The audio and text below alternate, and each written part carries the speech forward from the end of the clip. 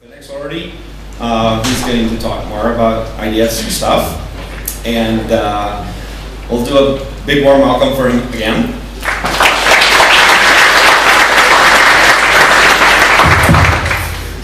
Microphone's working this time, projector's working this time, awesome. Guys, before I start off, what a fantastic conference we've had so far. Some awesome talkers. Round of applause and you guys have rocked as well, I have to be honest with you. But right, my name's Finux, Arron, whatever you want to call me. But what I'm going to do is I'm going to talk to you about a rather interesting little quirk that I discovered doing some research. And the talk's entitled Tuning to a Different Key, and it's basically introducing weaknesses into security devices. But in this context, I'm going to talk about IDSs, not host, but networks. So when I say IDS, that's what I mean. Okay? Don't worry, I'm not a vendor. I'm not going to try and sell you anything at the end. I know I must be the only IDS dude that doesn't try and do that. But hey. So there's a couple of things I want to share with you that I hope will kind of be made apparent throughout my talk. But the first and foremost is that when we're dealing with threats, how we obtain samples is incredibly important, and I'll show you why throughout this talk. But if we all go to the same place to get threats, the diversity isn't really in place and it'll become a problem. And I'll show you an example of this in a little while. Also, understanding how threats are delivered is quite important, and I feel like I'm preaching to the choir here. That I'm telling you should understand the threat before we write rules for it and do security devices and so on and so forth. We would accept that's the way things are done. Fortunately, that's not quite true. And when we implement security devices and rules and signatures and patterns and whatever you want to call them, how they're implemented is critical. Well, when is it bloody not? I'm going to show you a couple of things. I'm also going to share with you as well a little project that we're working on with the company that I work with, but it's an open source project. And I would appreciate a couple of minutes towards the end where I'll talk about what we're up to and get you guys feedback. So, who am I? I'm Arron Finnon. I'm a researcher, I'm a podcaster, father, and I've been known to troll a little bit. Troll a lot. Don't hold that against me though. I, however, would like to mention that there is a little bit of tech in here, nothing too massive. Certainly after the awesome Apple sandbox talk, nowhere near as technical as that. I do rant a little bit, and a bit of vendor bashing, and it has been known for me to swear. If you're offended by that, it's probably that way. So I'm going to talk to you about evasion techniques. What I love about hacking is that basically we have a fetish for every pervert. We can, I'm really into IDSs, and I'm not into how they work, I'm into how they break. And they break gloriously. Sometimes you look at the shit and you just go, what the fuck, bro? A couple of examples. So, really in our business, what we're about is either attackers or defenders. We go from one of potential threaters to pop in a box, basically, exploitation. And that's what we're about. And there's no difference in this than, if you're a defender or an attacker, really understanding how a threat happens and how it's actively exploited. The only difference between a black hat and a white hat in this is who signs the check. Let's be honest with you. And I'm sure there's plenty of organizations that are criminal but are legal. The IDS industry is one for starters. So I'm going to talk about MSO 867 because it's not a fucking conference if we don't speak about this. Every conference I go to, either a demo or some way, shape or form, will see MSO 867. It's probably the most amazing exploit because it's lived longer than most security professionals' careers. But I'm going to talk about it in a slightly different context. I'm not going to talk about how awesome it is, a regular exploit, blah, blah, blah, blah, blah. No. I'm going for a very different viewpoint on this, and it's a great example. This is the one that I discovered with MSO 867, the exploit that just likes to keep on going. I nicknamed that exploit Chris John Riley because it's been to as many conferences as he has. So, I'm also going to talk about Metasploit. Surprisingly, when I'm talking about MSO 867. This how many of you are Metasploit developers? I've heard the Swedish audience is shy, please prove me wrong. How many of you develop for Metasploit apart from Dave? He's probably going to hate me at the end of this. But do you guys write modules for Metasploit? No, cool, okay. How many of you use it day to day in your business? Just 2 of you, cool. 3, we're getting there, okay. And Metasploit, the tool of champions, totally. And we've seen this today already. Metasploit is an awesome tool, there's no doubt about it. But what it does do is it does make you slightly lazy. It's slightly lazy in a good way. I mean, the reuse of code is good. But when it's a point and click sort of deal, things can go wrong because we don't, if we were getting alternative POC code from different places, you're going to have to study the code a little bit better, where if you fire Metasploit up, you get breed or die trying, and that's pretty much what happens. And that's cool. We like that. Any of you who don't know, MSL867, pop the box, we've got root, game over, job done. So, as I said before, I'm going to talk about security devices, IDSs, IPSs. We all hate them, they're dead, they're not a silver bullet solution, whatever everyone else keeps on saying about them constantly. The one thing that is constant is that they're still there. They don't disappear. They are part of infrastructure. In some cases, it's compliance-y that you have to have them. In some cases, actually, people want to defend networks. But either way, these boxes are there, inspecting packets, reading them, making decisions, so on and so forth. Awesome. This is my rant warning. I got this back as actually feedback for a talk submission. I got that back as feedback. IPS, really? I thought that was done, proven to death. Well, I thought buffer overflows were proven to death, but they still come out every day, and we still keep on fucking them up. So if anyone's got an idea how we're going to get IDSs out of the network and get something else in, because we've tried this, we've got next-gen IDS, next-gen IPS, next-gen firewalls, UTMs, NBAs. I don't know what the new TLA is, that's a 3-letter acronym. I don't know what the new TLA is going to be next year, but I'm sure we'll get something that's just as cool. All the marketing guys will get something that's just as cool. But really, when we talk about IDS evasion, what we kind of go on is what's called the Common Intrusion Detection Framework. It's nothing new, there's no new business there to be had. But really what we try and do in IDS, certainly when we're trying to bypass detection, is you have an events box, a box for analyzing, a countermeasures box, and a storage box. So an events box, surprisingly, is the box that looks at network traffic and goes, there's a condition that's been met, it's time for us to analyze. Okay? In the context of IDS, having a countermeasures box might seem a little bit silly, but that's the box that's responsible for annoying your system admin with false positive alerts, emails every day, and so on and so forth. And the storage box, well, you can't analyze something that you don't have. But what you're trying to do in IDS evasion is either bypass the events box by not causing an event for detection, or if you do cause the detection, you want to bypass the you want to kind of get past analyzation. Okay? Awesome. But the problem is, events need to be understood by a box. And what that really means is events need to be understood by the guy that's writing the rules for a box. Boxes are inherently stupid. I'm sure we all know that, just pointing out the obvious. But yeah.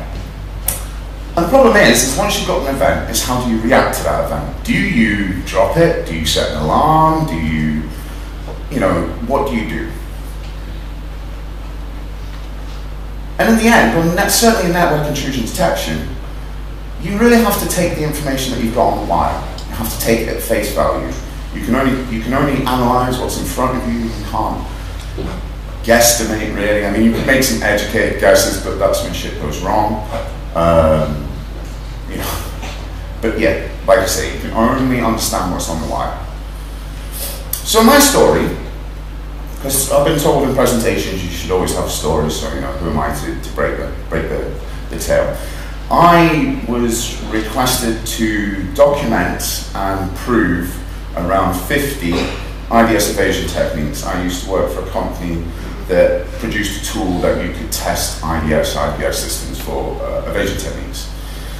They did some deal with some load balancing company, and they wanted to implement some IP here, and you know, all this freaky awesome stuff. So what I was asked to do was to document all the IDS evasion techniques that we had in our library, which we would get samples from Metasploit out in the wild and so on and so forth, capture traffic, replay it over devices.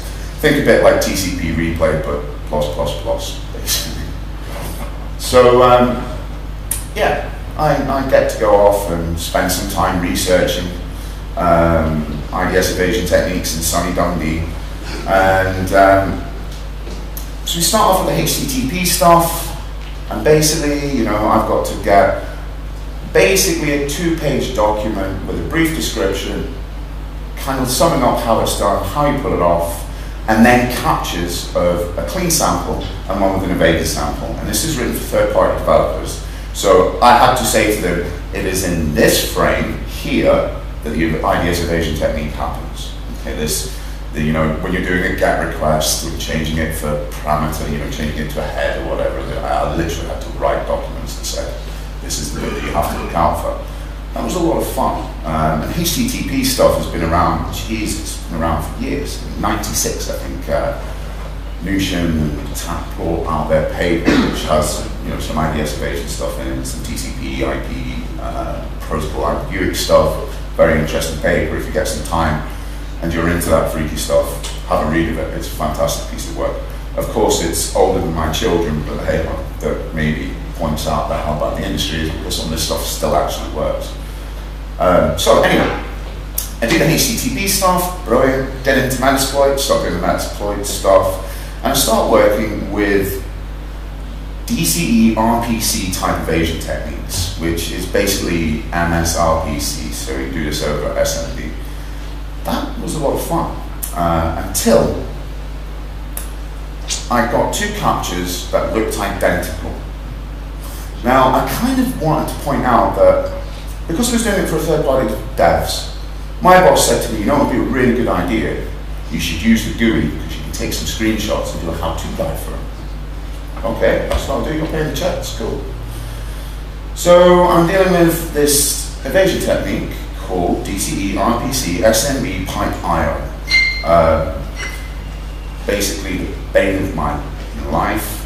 I nearly quit security research because when you look at 2 captures for days on end, none of it makes any sense. Everything looks identical. You say to yourself, I should be seeing something here. I don't. I go and look at the documentation. Now the documentation is this. Okay? So go and look at this documentation. As you can see, it completely explains what the evasion technique is in depth. If you believe that, you're slightly insane. So I went off to MSDN. How many of you deal with DCE RPC regularly?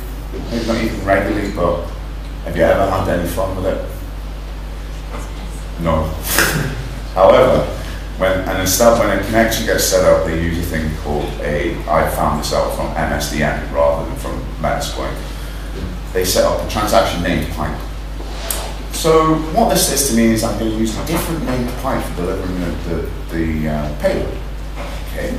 So I look at the captures. They're identical. I think I know where it should be. It should be in this DCE RPC bind call, and it should be in this little frame here, and I don't see it. And maybe I just suck as a researcher and I didn't digest the data properly, and eventually I kind of said, I've had enough, I'm going to send this to my boss and tell him I haven't got a clue. He had a look at it for 2 days, he admitted that he hadn't got a clue. We sent it off to some other devs, they came back and said I hadn't got a clue. Then we started to work out that maybe something wasn't quite right. So, what I did is I dropped HD Moore an email, because he's an approachable dude. HD is, as I'm sure you all know, lead dev on Metasploit, the chief security officer or something for Rapid7. And this is what he sent back to me. This was the most amount of documentation that we had on this evasion technique. Now, this evasion technique is turned on by default in Metasploit. How many of you used MS0867 in Metasploit again? Don't be shy, raise your hands. How many of you used IDS evasion techniques in Metasploit? You actually, anyone that's used MSO867 has used 2 IDS evasion techniques that have been turned on by default that you haven't been told about. And this is one of them. Every time that you deliver an exploit that uses DCE or RPC, you will have been using an IDS evasion technique. And what happens is as HD says, he's basically recreated a transaction named pipe, and then just calls a read on it. So it pushes the payload down, pushes a read, the read makes the endpoint execute the code, bam. Now we can see at the beginning why IDSs back in the day would get fucked by this, because just the protocol ambiguity alone. Now I might add, the MSDN don't know about this either. They're like, when we were Googling for information, because we got that bad, we went to good old Uncle Google, and the only 2 references was our company and that little bit of text I had earlier on. Cool. So as I say, email me, and how this works is this transaction named pipe sends basically forces the payload down the other end. They call it, execute, boom, got root, there we go. MSO867, you've seen it in every training example that you see on YouTube for Metasploit, you see it everywhere. And like I say, it is on by default. I read that and thought, well, you know, okay, I'm pretty sure I know what I was looking for was right, and this was the first gotcha. Metasploit's GUI completely fucking lies, okay? Doesn't tell you the truth, doesn't have any error handling. So when I was selecting the option to do it in read-write, to transact from read-write, it just didn't do it. It didn't throw an error condition, didn't do anything. Just, yay, you've got shell. So, okay, I would have thought that maybe, just maybe, telling me that things were to be a good start, but no. It's not the only thing in Metasploit that does this, by the way. So, I go back to the boss and say, see this GUI thing that you're talking about? Don't even bother. We're not even getting error conditions when things go bad. It just does whatever it wants to do. It doesn't do anything you say. So I'm going to pop this on console. You're just going to have to live with it. Bam. When I do the unevaded technique, the trans, so as I said earlier on, the read-write version is actually the evasion technique. And this is turned on by default. When we got the transact version, the exploit failed every time. So just to kind of make that clear, okay, the unevaded technique in Metasploit does not work. The only version that works in Metasploit is the highly bespoke evaded technique that is only found in Metasploit. That isn't in IMSDN, and after, you may be better at Googling than I am, but after maybe 8 days of looking at this, it is only in Metasploit. That's not quite true, because there's a little story I'll tell you afterwards about how you catch companies borrowing code from people because of network quirks. But anyway, so, for you guys that are wondering what on earth I'm talking about, this is an example of the transaction named pipe. And this is exactly where you expect to see it. DCE, RPC, bind call. This is a write and a read request at the bottom. This is where you normally see a transaction named pipe in play. Okay? So I had umpteen samples of this. I knew what this looked like. And then I'll tell you the story about how we managed to get the transact pipe working. This is actually what you're supposed to see. This is the unevaded technique. So a Finux Pro tip of the day is, whenever you're working with an exploit in Metasploit and it fails, run the exploit command again, straight away. Because that took us a little while to work that beauty out, but what we found is that the first time we ran the exploit with the unevaded technique, it would crash, we would hit exploit again, bingo. We've got root. Fuck knows what's going on there, but it's not good. I think it's just hanging onto the pipe, basically onto the back of an established connection that's not pulled down correctly and it's timed out. It looks like it's what's happening, but I didn't really spend any time because at this point I'd had enough. Now the interesting thing with this as well is that this only works on Windows XP Service Pack 3.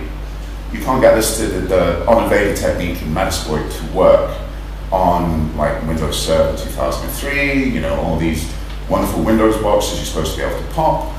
I went and got alternative exploit code because if you remember back in the day, I think core security release, the first POC code for MSO 867, and then HD was maybe a day and a half, 2 days behind. And it's cool, very, very cool.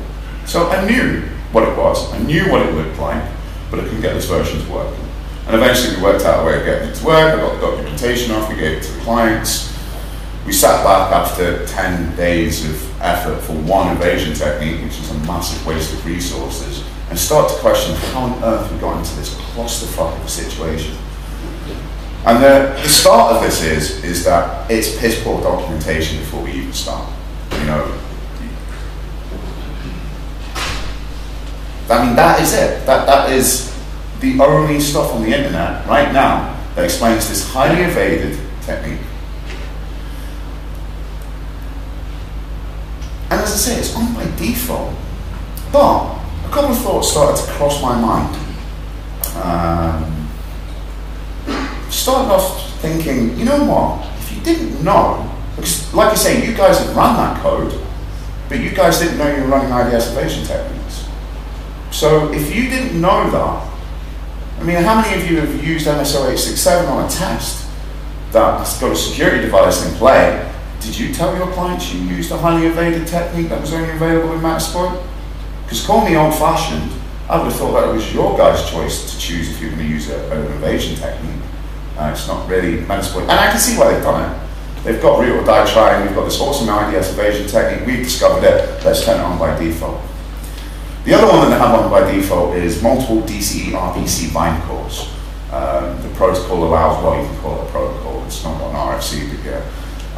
It allows for multiple context IDs to be called in the DCE, but you don't see it, nothing really does it, apart from Metasploit. So that's normally a big sign that something's a bit hinky when that happens.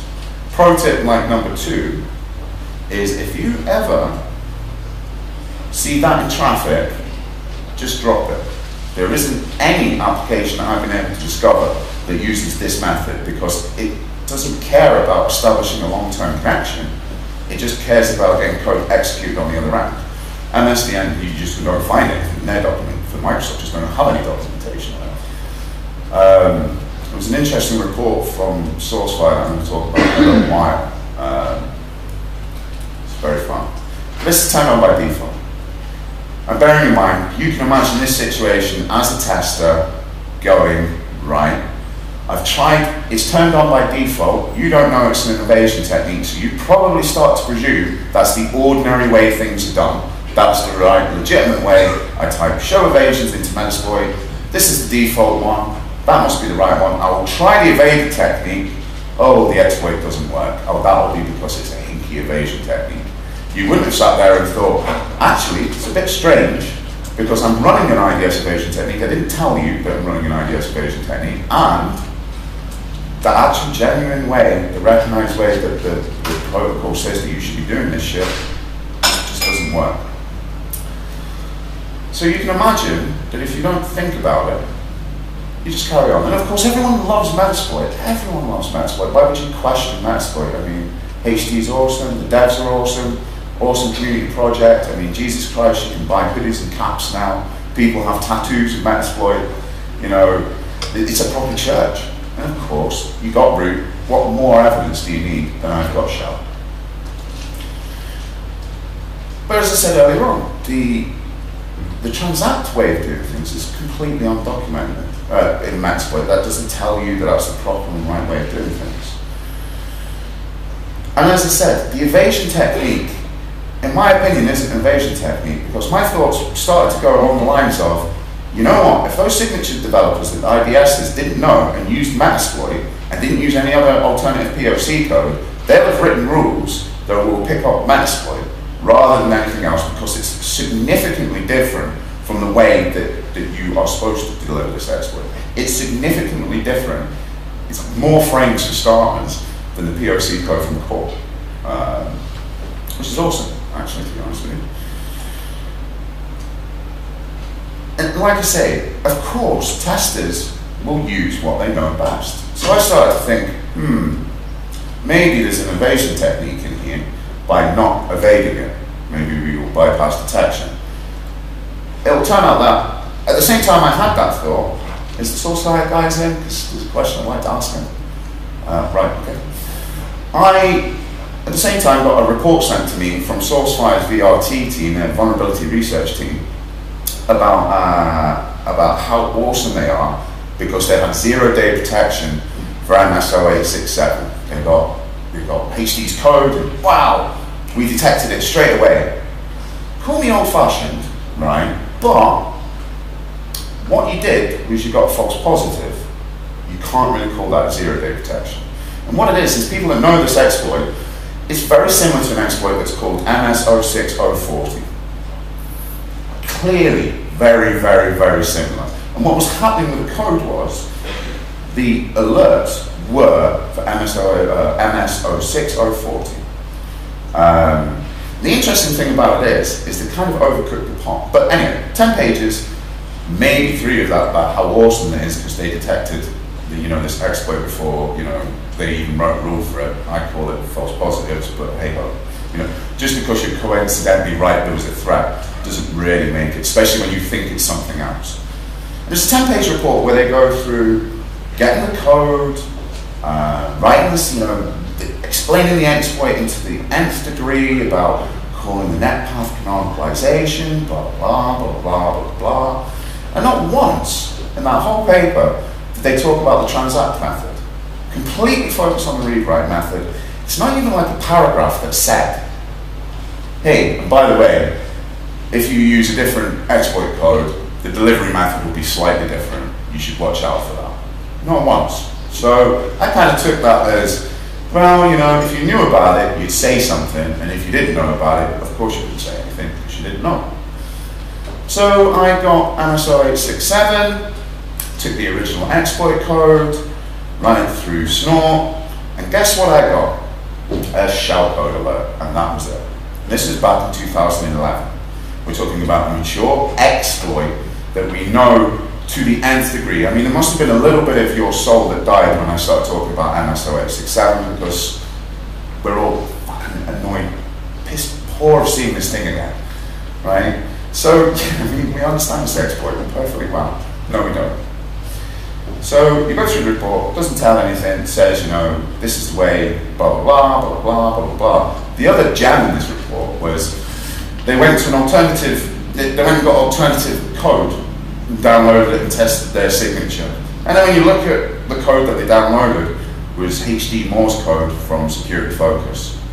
So rather than an alternative POC code, they used an alternative download location and validated their findings with this same code. Now, like I say, the shellcode alert is trivial for us to sort out. I mean, it's not, you can generate shellcode without a problem. The fact that this is a very well understood exploit. So what we discovered in the end was, I haven't had a chance to test it on commercial IPSs, but I'm having if any of you are dealing with commercial IPSs, I have a couple of PCAP files that I would love you to run for me and let me know. Because surprisingly, commercial vendors, they don't let independent researchers poke their stuff. Even that, it would be good and we'll do stuff and it's nice and so on and so forth. I'm not an independent anymore, but I was at the time.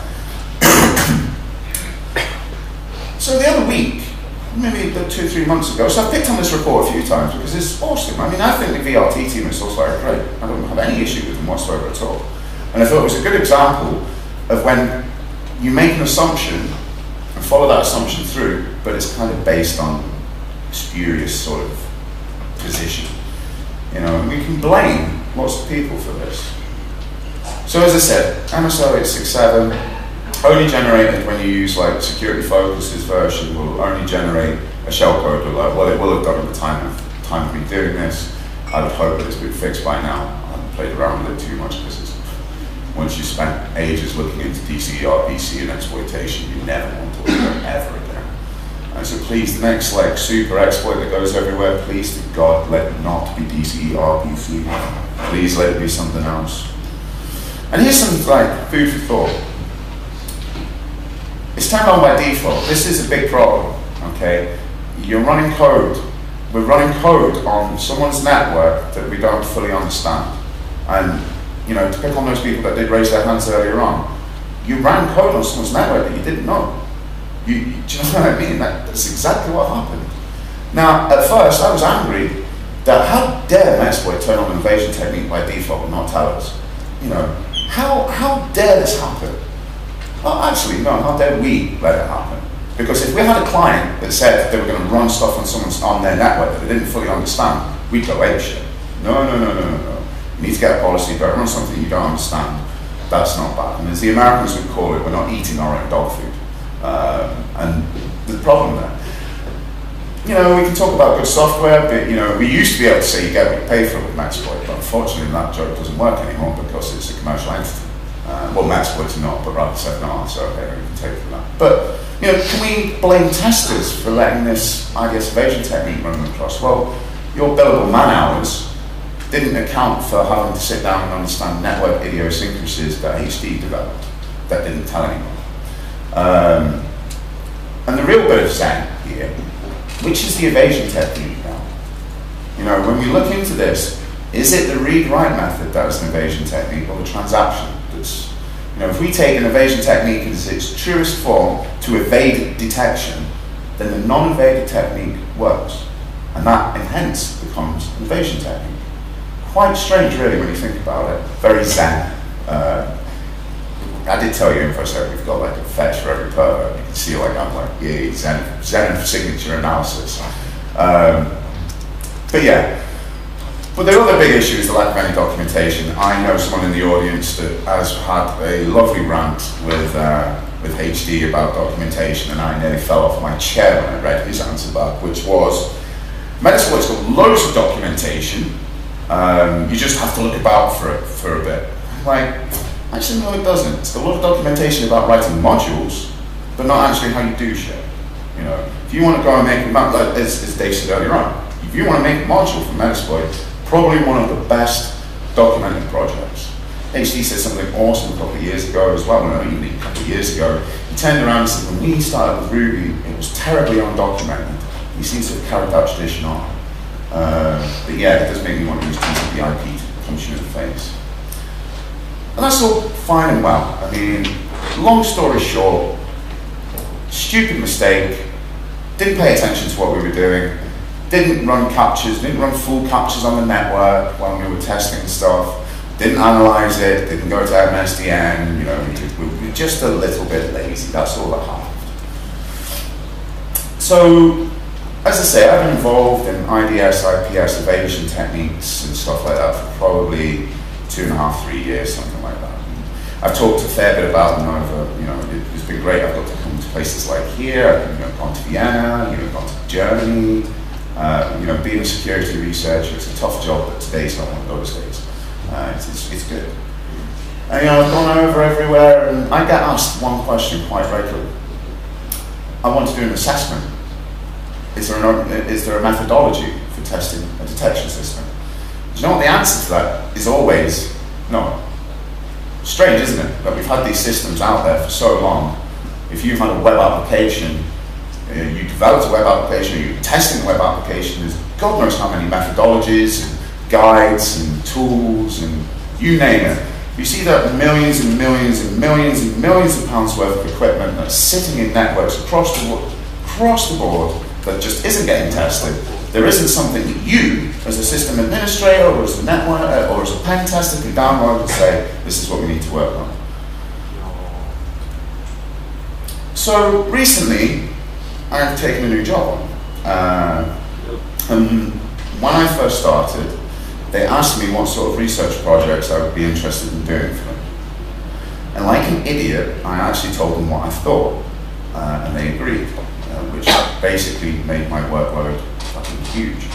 So what I've been doing recently is I've been talking to people in the industry about, look, we need an OWASP-like organization that is specifically focused on dealing with detection systems, because these guys, you know, there are some charlatans out there. There is a commercial system, as a great example, there's a commercial system that only buffers 1,000 threats. And when a new threat comes in, the one on the end just pops away, and you're no longer protected against that threat anymore. It's awesome. You know what I mean? So really, the evasion technique is use anything that's semi-old, and you'll get past that detection. Way to go, guys. But, long story short, I've been talking to vendors, not so much. I've talked to 1 or 2 people at SourceFire. They are pretty cool. I did pick on them slightly, but I've got nothing but love for them, really. I've spoken to testers. I've spoken to people that manage these systems, and people dealing with 25,000 false positives a day, blah, blah, blah, blah, blah. You know, they've got some valued input for me about the idea of an OWASP organization. And I've got so much awesome feedback coming back to me.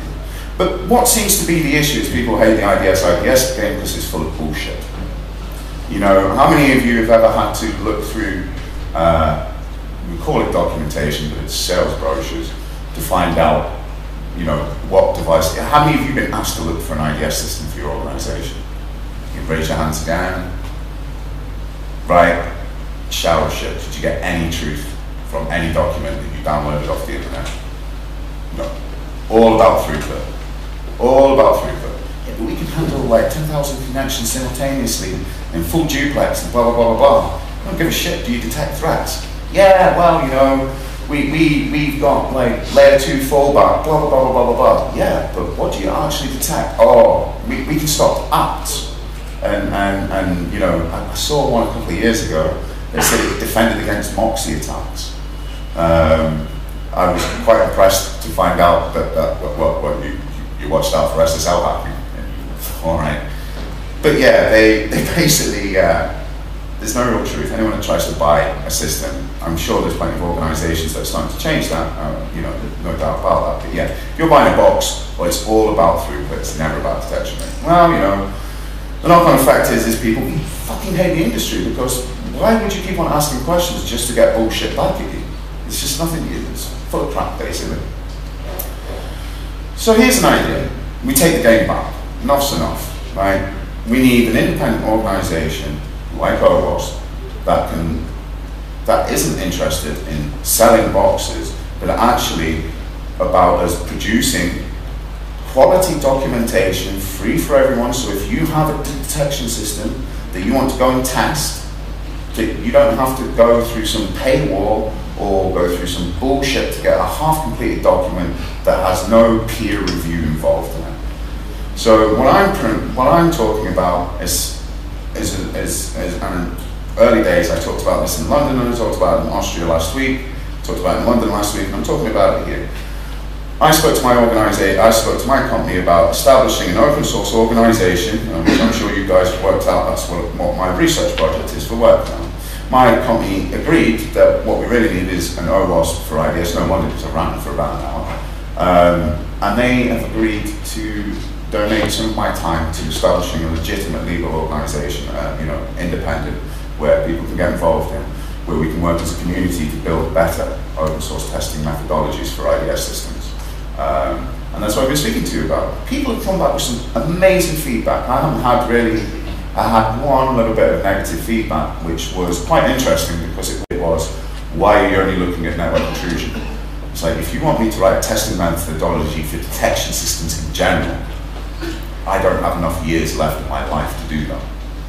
It's just, there's no way it can be done. We could do that as a big community, but can you imagine that means you're all going to have to spend some time working on the wiki, you know, all of that awesome stuff.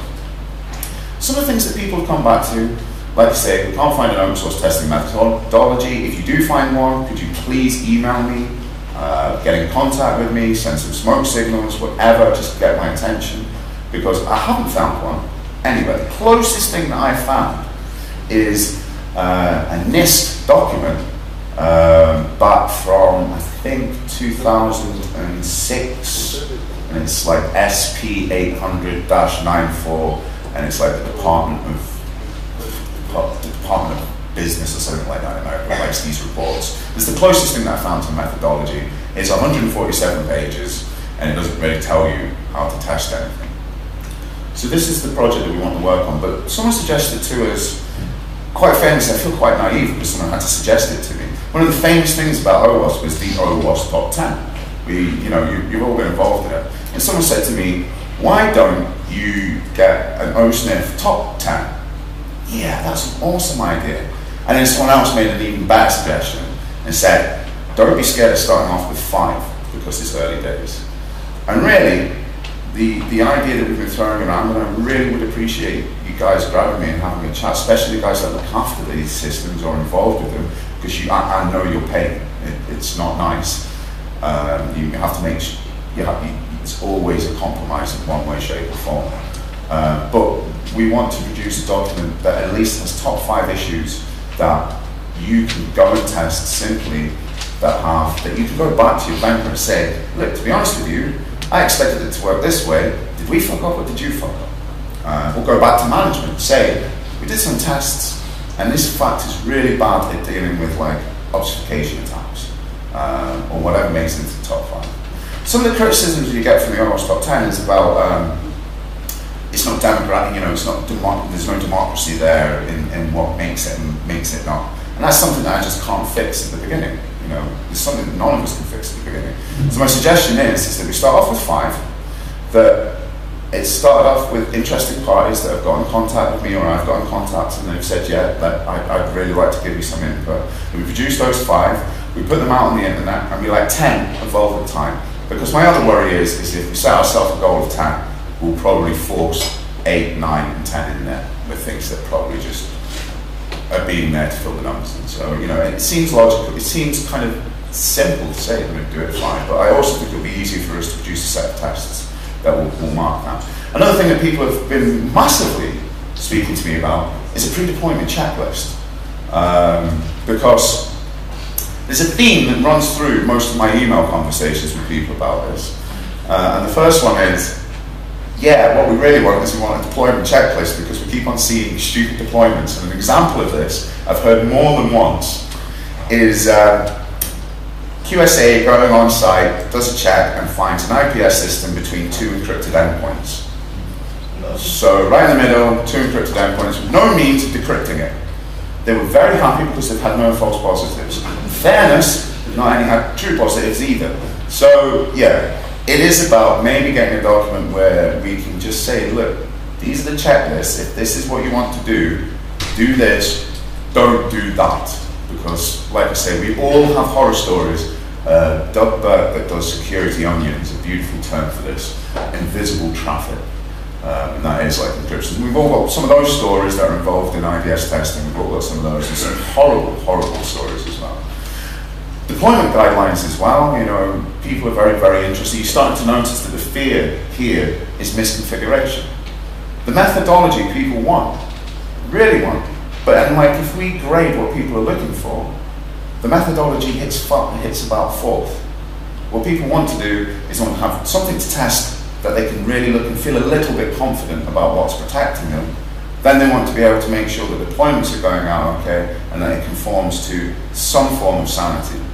As a community, we need to have a look about making that happen because, the security community, we can't fix everything, but we can damn sure make sure that we make an effort and, make things better for the next generation that has to look after these because they're going nowhere, these stupid devices. So, as I've already said. So, the other thing as well that I've mentioned with the OSNIF stuff is it should be a documentation project. One of the things that I think maybe where OWASP is awesome at is not telling people what tools they should use to test. They give open source alternatives, but as an organization, do you want to follow something where a piece of paper tells you must use TCP replay to do this? That's not right. I don't care. At the end of the day, as an organization, as a company, you need to be able to make a decision if you're going to pay a company with a proprietary tool that's going to do it half the amount of time that costs you X, Y, and Z, or if you're going to use your own man hours that cost you X, Y, and Z. That, what I think you should have is a documentation that talks about methodologies and about what needs to be tested and what you need to look at, and then produce maybe supporting documentations with examples of how you can do this with freely available tools. Because I think what we need is to be able to do things freely available. Now, it might not always be the best solution, but at least it's the beginning part of the solution. And as I said, I would love to hear your war stories, your ideas, your thoughts. I'm not asking you to write methodologies or anything like that, but come and grab me. I've got some ideas, I've got business cards, or emails, whatever. Just come and grab me, and we can chat some stuff. Now I'm going to do in conclusion, the OSNIF stuff, you know, this is going to happen. I hope to produce something that I can speak about at Hash Days, about hopefully draw together like an alpha version of the top 5, and then just get it out there for you guys to comment on and rip apart and tell me that that's stupid or that's good or da da da da. But back to the tuning to the different key stuff, the MSO 867 stuff. Please, please, please do this one thing for me from now onwards, right? You'll hate me for it, but storage is cheap, so run a capture every you exploit a box with Metasploit. This is what we should have been doing in the first place, okay? Rather than turning on IDS evasion techniques by default, we could have just turned on captures by default. It's a lot better for us. So please, take the time to have a look at these exploits on the wire, get a nice clean sample, and then really look at what's going on and try and understand it, because if we don't do it, don't expect the vendors to do it, don't expect the Metasploit devs to do it for you either. That's down to us, and like I say, if a client was doing something like that, we would be the first to get up on the soapbox and preach about how that's wrong and how you should be following good practice and how you should be doing this and how you should be doing that. And yet that's exactly where we failed. Also, please to God, I've said before, let the next exploit of all exploits not be SMB, because we've had enough. And that really is tuning to a different key and project OSNIF. So if you have any questions, now would be the time to speak to me. Always coming with questions, I forgot. I love this, by the way, this is awesome. We need to bring this out at more conferences. But have somebody ask questions. Pardon? Having somebody like this ask some questions. Yeah, absolutely, it's awesome. I have to. I'm trying to get the sense that every speaker should get questions asked. In Sweden, it's really rare that people do actually ask questions, but I see that when I go on stage, I actually get more people to ask questions than if I don't. So it's a way to trick people into asking questions. But I'm going to get a few of you to answer his questions about the top 5. Get some ideas in this room. But when did you say you started working on thinking about this project? How long ago? The OSNIF project, yeah. This is since the beginning of July. I've spoken to probably 10, 12 people. The problem with stuff like this is that when you send them an email, because it's kind of in depth and that you can't just fire a quick 30-second reply back, you know, what do you think about this, and what do you think about this, and what do you think about that? People need to sit down, digest, have thoughts. So I maybe sent out 15, 20 emails and maybe got 12 very, very good replies back.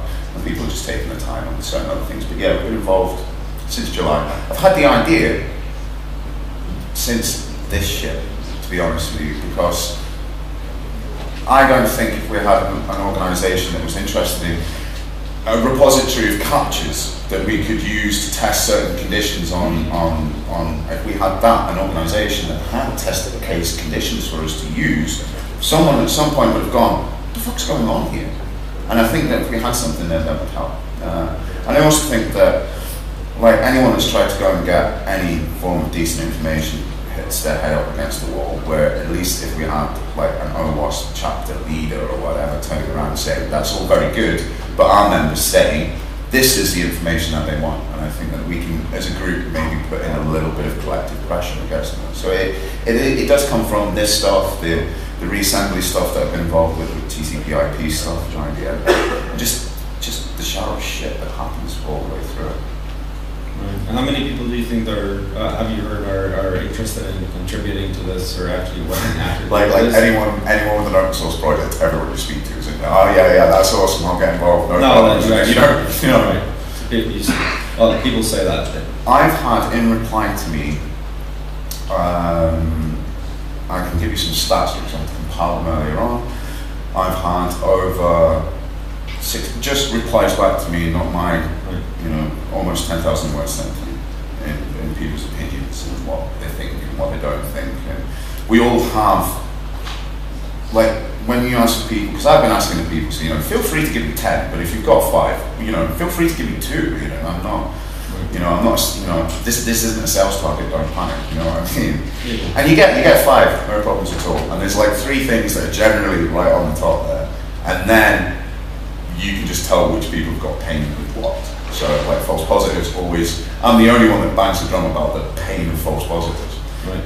And then you get like people banging the pain about trying to intercept encrypted traffic and how, you know, the issues that causes and blah, blah, blah, blah, blah. So yeah, early days, there's no doubt. We hope to, like I say, get the OSNF top 5 out for an alpha draft is certainly not going to be ready, but an alpha for having a look at hopefully some test conditions that we can use for certain hash states. Right. No, so if you're looking for resources, I mean, if there's anybody in the audience that actually wants to contribute to this project, what would be the one thing that you would want them to contribute with? I mean, if they, you know, time-wise, they wanted to put time into this. Yeah, so there's people looking for projects. So. Yeah, so obviously we're interested in getting the top 5 up because that's what people have said, the people that we've been dealing with. But the methodology, don't kid yourself, is a massive job. Just even working out how you document dealing with inline versus promiscuous, and how you do tests that that are fair and make sense. So, you know, personally, your ideas at the moment, and then some, you know, I'm going to get a mailing list sorted out, and we're going to get all of that put together. You know, drop us an email, do us a text message, you know, hit us up on LinkedIn or whatever. And once we've got a mailing list all set up, we're probably going to run a little bit like a dictatorship at first to get it just out the door as quick as, you know, start off. You said you had a wiki up somewhere. No, not yet, but we are. So it's I've just not been home. I did deep intel 44 con, then here, and then Michigan at the end of the month. So yeah, my kids are starting to forget what I look like. Right. So, anybody from the audience with questions, suggestions? Come grab me later on if you know. Somebody has suggestions for this top 5 list. No? Who manages IDSs again or involved in them? Well, everybody gave up on IDSs already. I know I did. I know I did because of the false positives all the time. And even the sales brochures, even the screenshots were only filled with false positives. This says a lot about a project. Yeah, false positives is my new banging the drum about. I've been using false positives to enumerate IPS devices, just because it's so fucking easy.